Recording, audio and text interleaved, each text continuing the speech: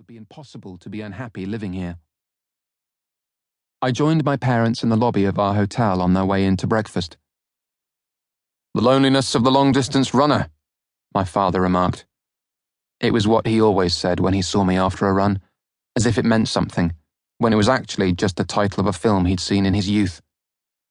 I always felt prickly with my parents, like a Pavlovian reaction to their company.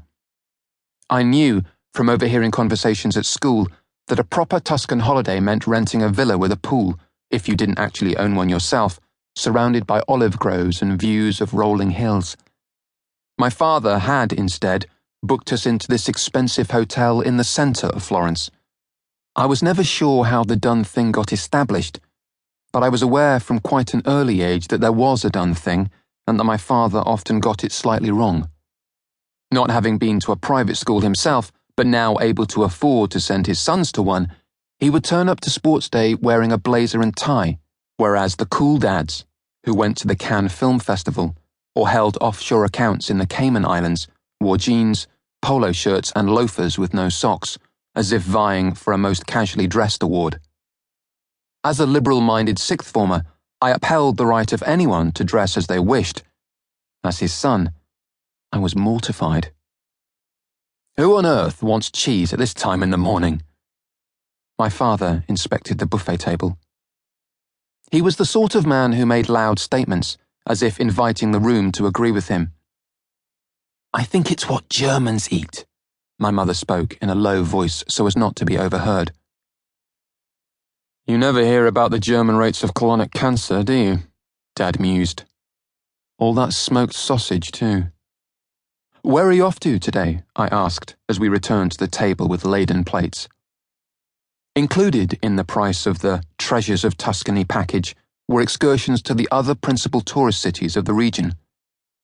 Since having to stop the coach twice to throw up on the first visit to Assisi, I now spent the days in Florence alone, visiting the galleries and churches at my own pace, enjoying the wonderful feeling of weightlessness that came from getting away from my parents.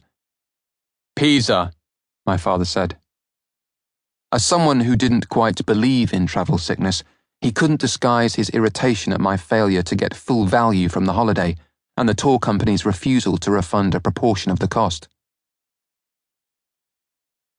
The city centre was filling with groups of tourists, following dutifully behind the raised umbrellas of their guides, but it was easy enough to peel away down a shadowy side street. I'd walked so much in the past week, I had the map of Florence in my head.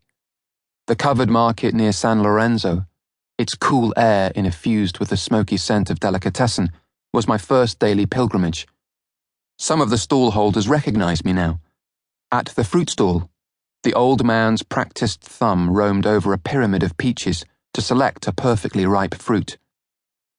At the salameria, the friendly mama paid serious attention to my search for a filling for my single bread roll, offering little slivers of different salamis for me to taste or sniff like fine wine.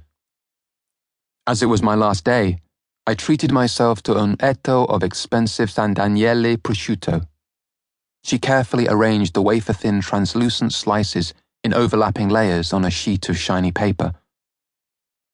"Ultimo giorno," I told her, attempting a few Italian words. "It's my last day." "Ma ritorno," I added, "but I'll come back," as if voicing it would make my intention more real. I had bought a sketchbook, covered in hand-printed Florentine paper, to take with me to the art galleries because drawing made me look more closely at the paintings and feel less self-conscious about it. Art had always been my best subject at school, if you considered it a subject, which my father didn't.